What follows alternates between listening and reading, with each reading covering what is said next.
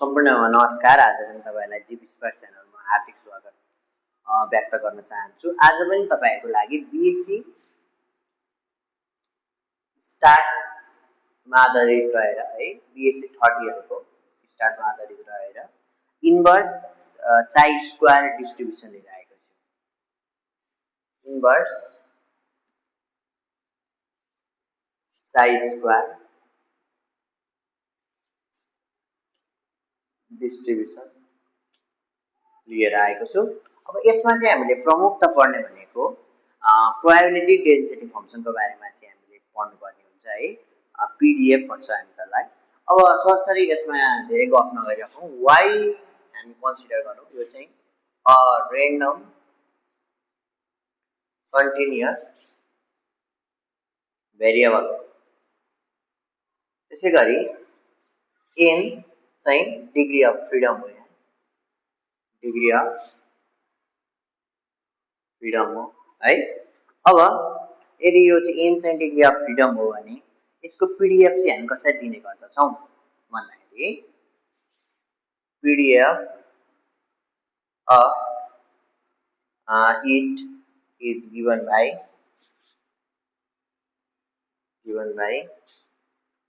function of y लाई function गर्दैछ। त्यसमा भने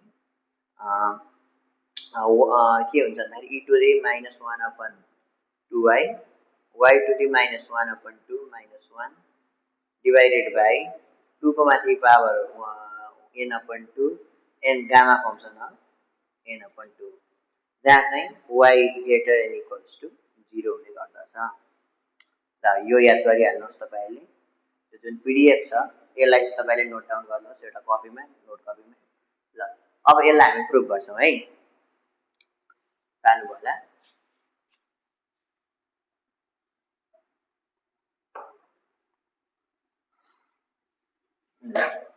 अब यो सारे पछाडी हामी यसलाई प्रुफ गर्छौं। अब यसलाई चाहिँ हामी कसरी दिन्छौं भने y is to belongs to b chi square को इन्भर्स भनेको के।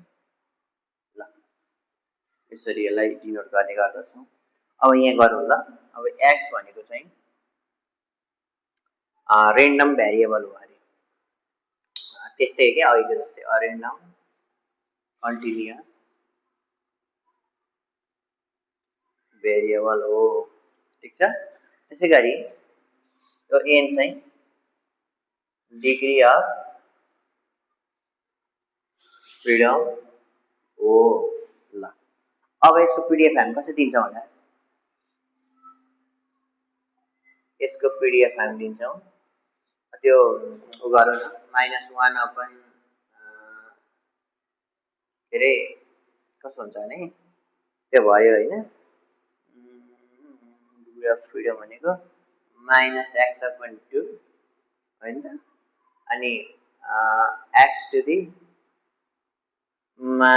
n upon 2 minus 1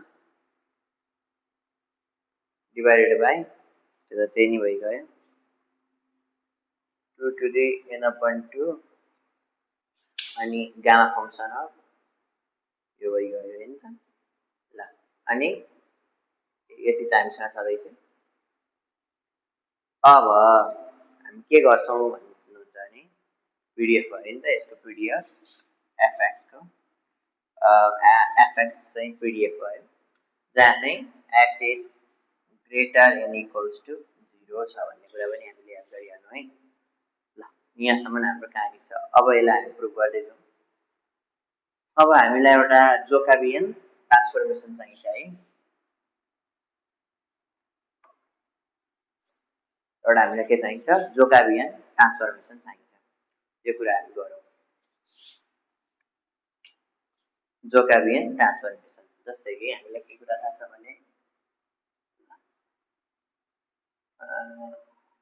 dy upon dx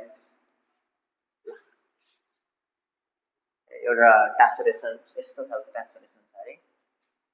x equals to y equals to 1 upon x त अब यसलाई हामीले चाहिँ डिफरेन्शिएट गरौँ with respect to x then what we get d1 upon x square गरेर 1 upon y हैन त y को ठाउँमा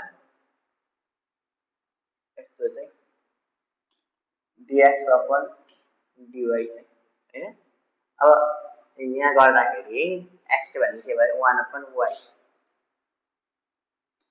upon dy यो भनेको कति हो e y to the minus 1 dy dy के हुन्छ minus 1 upon x square हुन्छ ए के रे y square हुन्छ हैन त यो गर्नु होला यो भइगयो अब हामी के गर्छौं भने हामीलाई थाहा छ fy equals to fx and यसको चाहिँ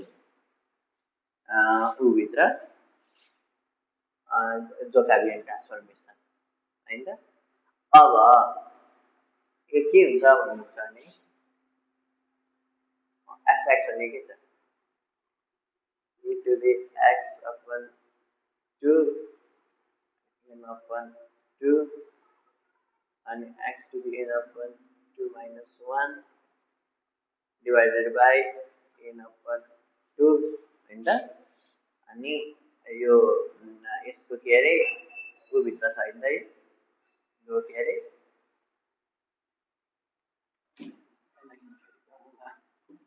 ल हाम्रो हेर्नुस् त कहाँ पुगेको कहानी fy भनेको चाहिँ fx र मोडुलस अफ जोकाबियन ट्रान्सफर्मेसन है यो याद गर्नुस् fx भनेको हाम्रो के छ e to the x upon 2 अनि 2 n upon 2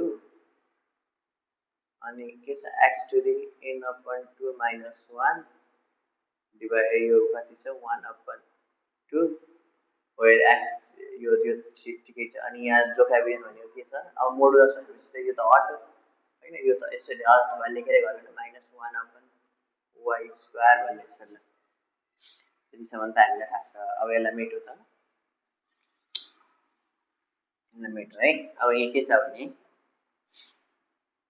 सबै y ले सब्स्टिट्युट गर्नु है x लाई अब यो x भनेको 1 upon 2y यसरी लेख्न सकिन्छ यो अनि 2 n upon 2 र यसलाई त के छुनै परेन जस्तो त्यस्तै भइगयो अब यो x को ठाउँमा चाहिँ के गर्नु भने 1 upon y अनि n upon 2 minus 1 ठीक छ ओके अब यसलाई यो मोडुलस हटाउनको लागि हामी के गर्छौं यो भने कति हो यो पनि ठीक छ अब हाम्रो के छ e to the 2y अनि यहाँबाट हेर्छौं भने मास्तिर जान्छ नि त यो मास्तिर जाँदाखेरि -1 प्लस 1 हुन्छ हो प्लस 1 अनि यो मास्तिर जाँदाखेरि के भयो -2 भएर गयो यो त बुझिन्छ होला तलतिर के छ 2 n upon 2 अनि गामा फंक्सन अफ यो छ अब गर्दै जाँदा के कसो हुँदो रहेछ e to the 2y यो भनेको -1 upon 2 minus 1 2 n upon 2 ल यो चाहिँ हाम्रो पीडीएफ अफ इन्भर्स साइज को डिस्ट्रिब्युसन भयो है अब हामी अर्को भिडियो लिएर आउँछौं त्यतिसम्मको लागि यो प्र्याक्टिस गर्दै गर्नुस्